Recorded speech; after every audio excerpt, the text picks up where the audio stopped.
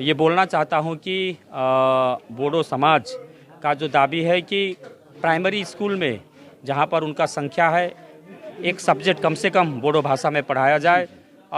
तो ये मेरे ख्याल से एक लीगल डिमांड है, क्योंकि हमारे भारत के संविधान ने सभी को मातृभाषा में पढ़ने का अधिकार दिया है, सभी को अपनी मातृभाषा में पढ़ने का अधिकार है।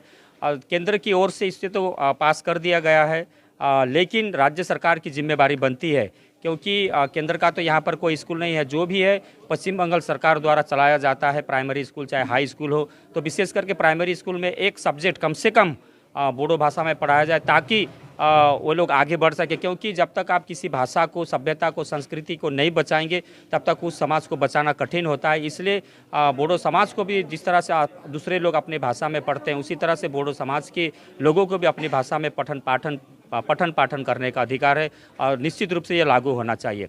और जो लोग बोडो समाज के लोग जो समर्थन करते टीएमसी को, देखिए ये उनका संवैधानिक अधिकार है कि आप दल करेंगे नहीं करेंगे, लेकिन मैं आपके माध्यम से अनुरोध करना चाहता हूं कि जिस दल ने आपको 13 साल तक अंधकार में रखा, आपसे वोट ले और आपके लिए काम नहीं किया, उससे भी ज़्यादा है मनोज दा, कम से कम 20 साल ये सरकार तो 13 साल से है। ये जो टीएमसी सरकार है, उससे पहले वामफ्रंट सरकार थी। अब वामफ्रंट सरकार तो वोट के समय आती थी, वोट लेकर के चली जाती थी और हमें डी ग्रेड का राज्य में परिणत करके यहाँ से विदा ले लिया।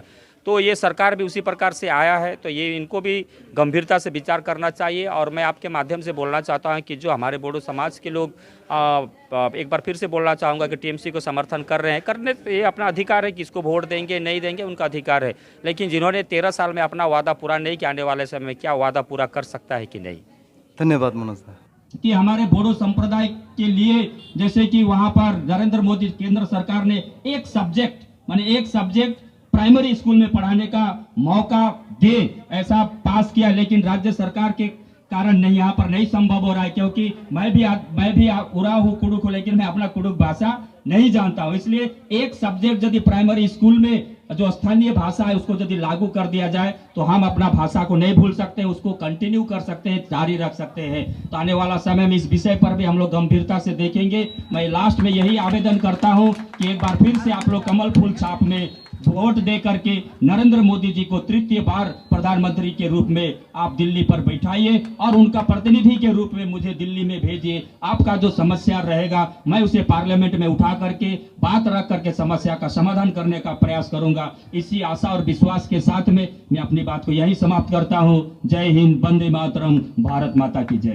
আচ্ছা, बोडो সম্প্রদায়ের লোক প্রায় 10-12 বছর ধরে নিজেদের ভাষায় যাতে পড়াশোনা করতে পারে সেটার আন্দোলন করছে বা আবদার করছে, সেটা পুরা হয়নি। আজকে মনোজ টিগ্গাজি এখানে এই প্রাঙ্গণে এসে বলে গেলেন যে আমরা যদি জিতি আমরা এই জিনিসটা সফল করব। আপনারা কি বলবেন?